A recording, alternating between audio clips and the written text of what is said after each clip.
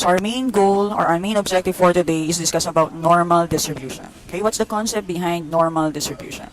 But before we proceed on that particular note, let's have a recall on continuous random variable. So what is continuous random variable? A random variable that makes on an uncountable number of values from a given finite or infinite set of values. In short, when we say continuous random variable, you're referring to a typically measurable quantities. It follows a continuous probability distribution. So it's under normal distribution. So normal distribution, so many continuous variables such as IQ score, heights, weights, have a bell-shaped distribution, and we call it as a normal distribution. Okay? Most important distribution in statistical science. Most significant theories and applications in statistical inference are based on the existence of a normal distribution. Also known as Gaussian distribution in honor of the German mathematician Johann Carl Friedrich Gauss, who derived its equation. So these are the graph of a normal distribution. The graph of a normal distribution is called a normal distribution curve, or simply a normal curve. So the graph of a normal curve is a symmetric and a bell-shaped curve with tails that are asymptotic to the x-axis. But what do you mean by asymptotic? Okay, when we say asymptotic, meaning they are too close but never touches the x-axis. So that is asymptotic to the x-axis. Okay, the shape and the position of the normal curve depend on the mean and the standard deviation of the normal distribution. So these are the figure and shapes of the normal distribution. Okay, mean at the center of the distribution. So what are the properties of the normal curve? Number one, it's a bell shape. Number two, the mean, median, and mode are equal. They are located at the center of the distribution. Number three, it is asymmetric about the mean. The total area under the curve is 1. The curve is asymptotic to the x-axis. For a continuous random variable x that follows a normal distribution, denoted by x follows a normal distribution with a parameter of a mean and a standard deviation. When we say mean, it's denoted by a symbol mu, and a standard deviation denoted by the symbol sigma.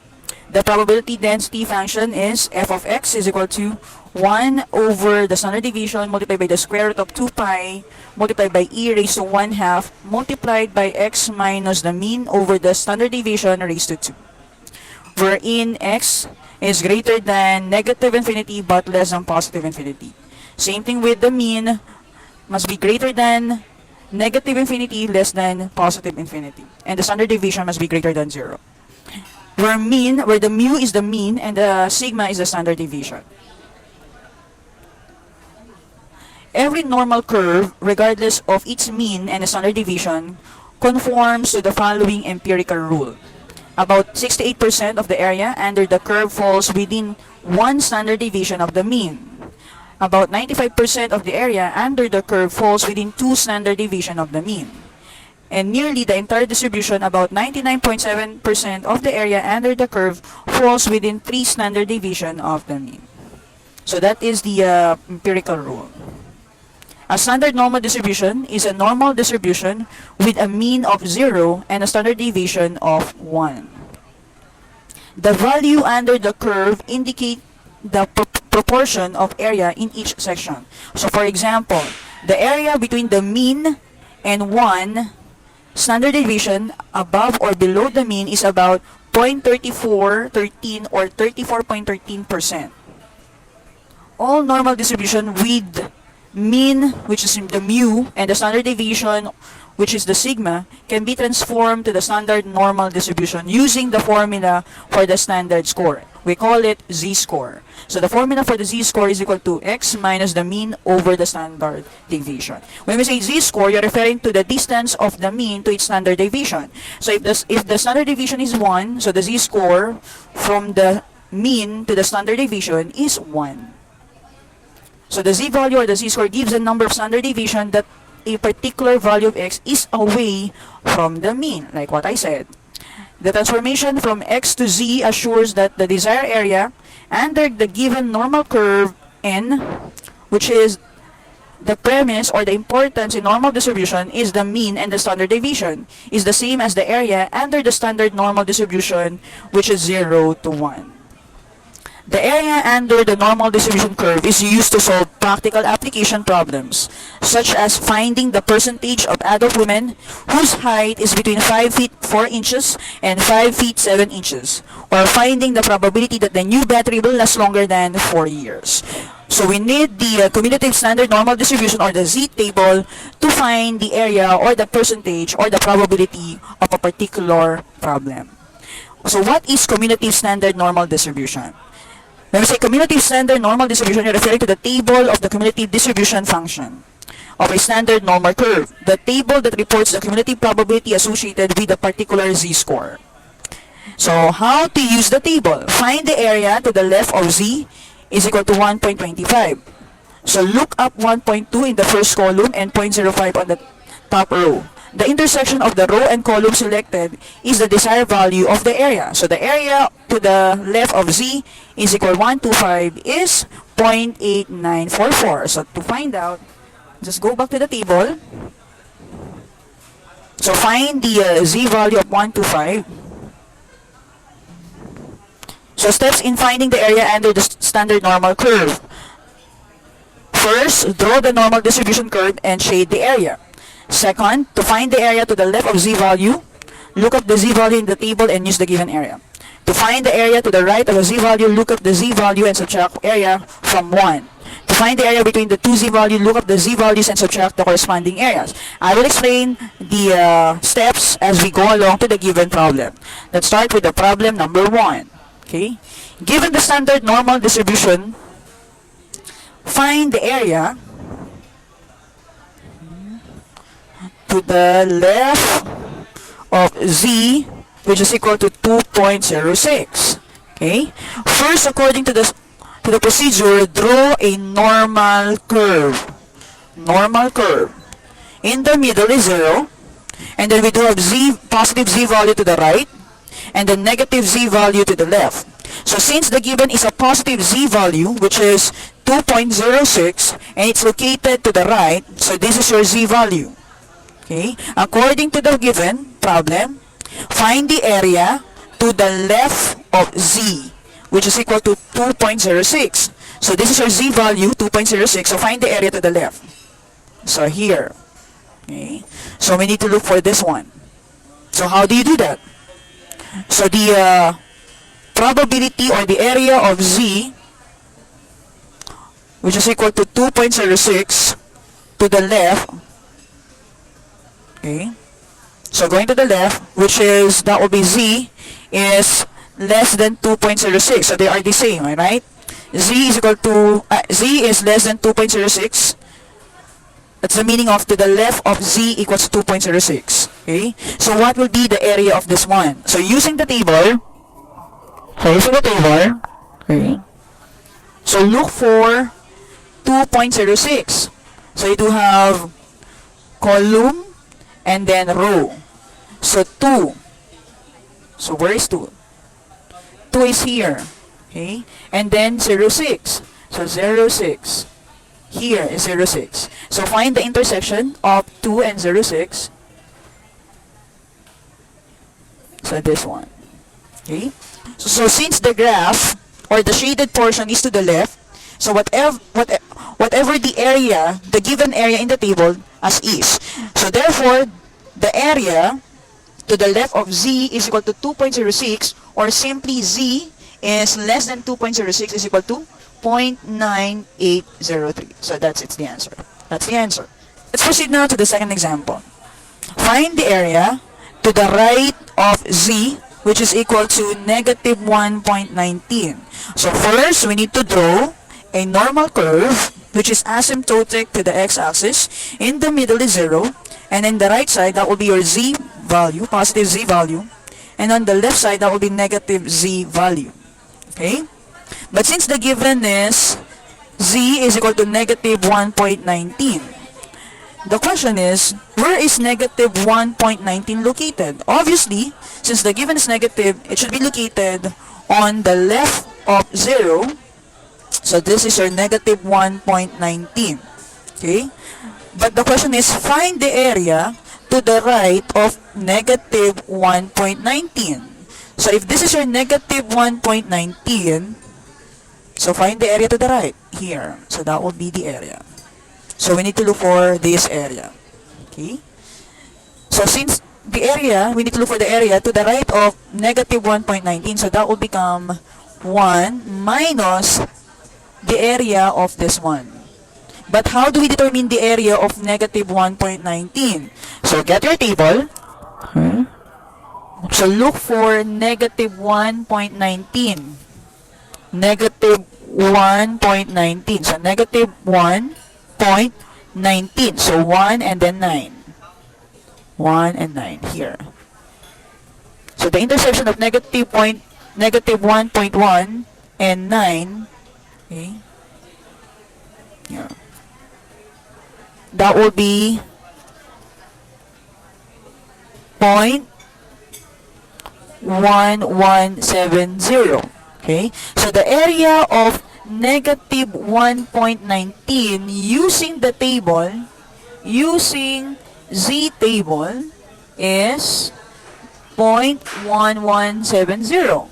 Okay, so the final answer will be 1 minus 0.1170, so that will be 0.883. That's it.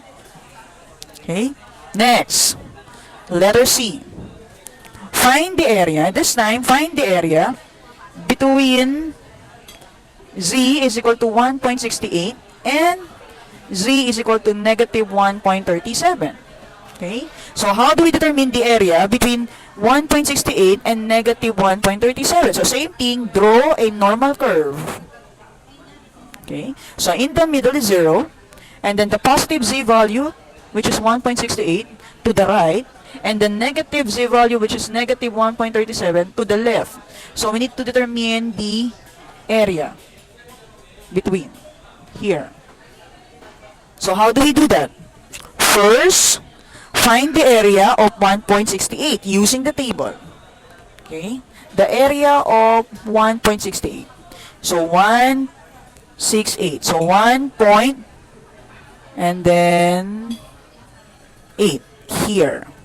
So that will be 0.9535 minus the area of 1.37, negative 1.37, negative 1.37, so negative 1.37, which is this one. So 0.0853. So therefore the answer is 0.8692. That's it.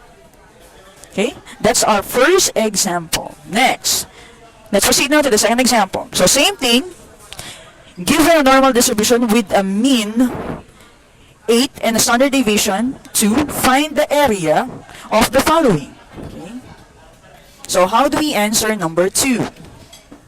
So for number 2, so find the area. By the way, in finding the area, since the area of the normal curve, the total area of the normal curve is 1, so therefore, if you're finding the area, you're also finding the probability of that particular portion. Okay, so that's a connection. Okay, since the total area of the normal curve is 1, so therefore, if you're finding the area, this one, this area, this is also the probability of getting that particular portion. So area and probability are the same. Okay, so find the area, letter A, to the left of x equals 7.5. Okay, so since the given is x, which is 7.5, first find the z score. Okay, because the only given is x value, which is 7.5. So we need to find the z score to determine the area.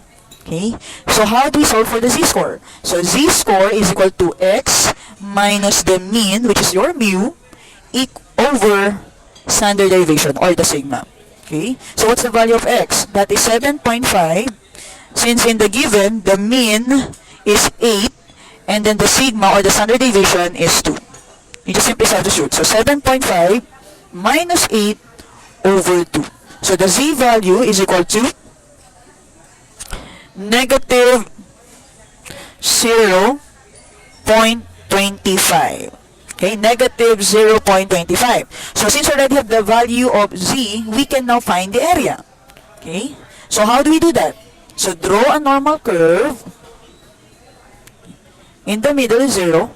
So negative 0.5, where is it located? Obviously to the left. So this is your negative 0.25. Okay, so going back to the given, find the area to the left of what? X is equal to 7.5. But the z value of this one is negative 0.25. So meaning we need to find the area to the left of this one, which is negative 0.25. So to the left. Okay, so the area of negative 0.25 is equal to what? What's the area? Get the table again. So 0.25. Negative 0.25.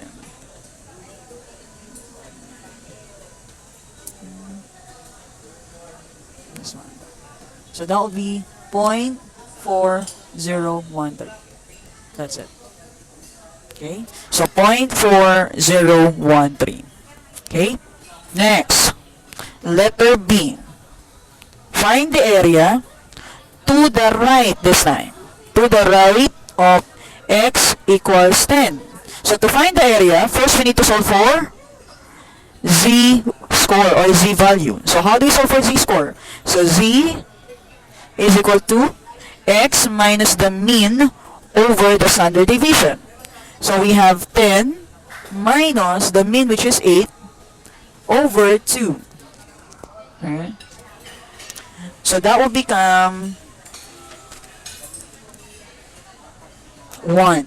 Okay, 1 or 1.00 or 1. Okay. So the z value is 1. So draw a normal curve. So 0 in the middle. So since the value of z is positive 1, so here, located to the right. So this is your positive 1, your z value.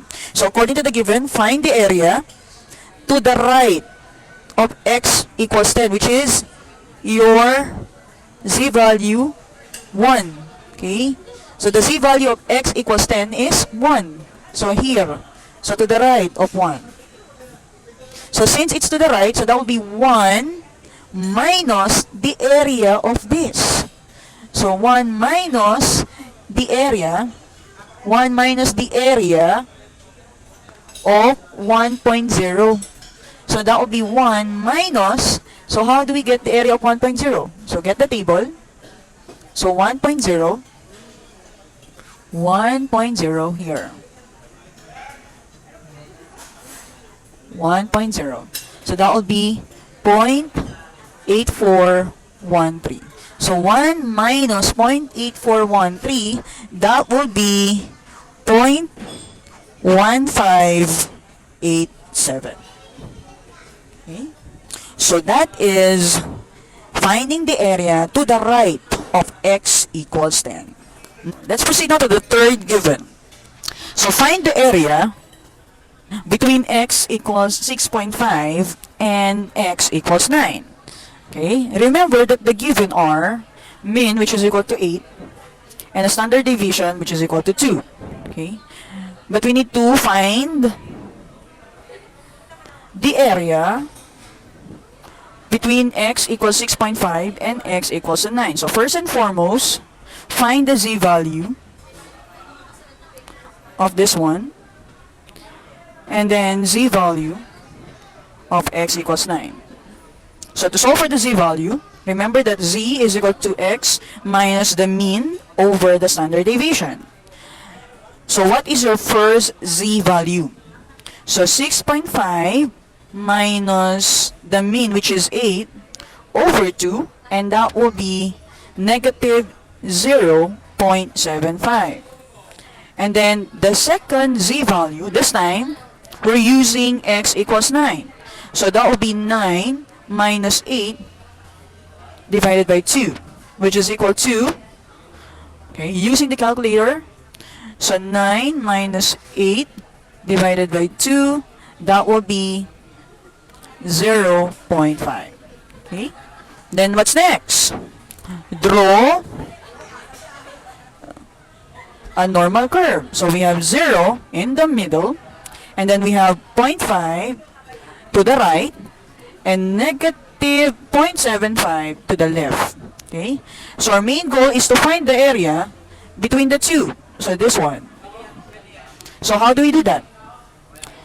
So we have z sub 2 minus z sub 1, meaning get the area of the second z value and subtract it to the area of the first z value. How do we do that? Using the table. So find the area of 0.5. So using the table, 0.5. So 0.5. This one. 0.5. So that will be 0.6915. Next, negative 0.75. So negative 0.75. So negative 0.75. This one, which is 0.2266. So the area between x equals 6.5 and x equals 9 with the corresponding z value of negative 0.75 and positive 0.5, that would be 0.6915 minus 0.2266. So get your calculator. So we have 0.6915 minus 0.2266. So the area is 0.4649. That's it. Okay? Question? Okay, number 3. Find the z value such that the area under the standard normal distribution curve between 0 and the z value is 0.2123. Okay? 0.2123. So how do we do that? Okay? In our first two examples, we're finding the area of the given distribution. Okay? For number 3 and number 4, this time, we need to find the value for z. Okay? What is your z value given the area? Okay. So first, draw a normal curve. Okay? Then after we draw a normal curve, go back to the problem. Find the z value such that the area under the standard normal distribution curve 0 and z, okay, this one, is 0.2123. Now, to determine the z value, okay, just simply add this area to the area 0 going to the left. Okay, remember that the total area of the normal curve is 1. So therefore, from 0 to the left, that is 0.5. Okay? So that will be 0.5 plus from 0 to z, which is 0.2123. So the area is 0.7123. Okay? So what is the z value of 0.7123? So get the table. This is your area. Okay, this is the area. These are the area. So we need to look for 7.7123. So 7, this one. This is area 0.7123. So what is the z value of this? So the z value is 0.56. So 0.56, so that will be 0.56. That's it. Okay, next, number 4. Find the z value that corresponds to the given area. So this is the given normal curve. Okay, 0 at the middle. So the given area is this one, based on the figure.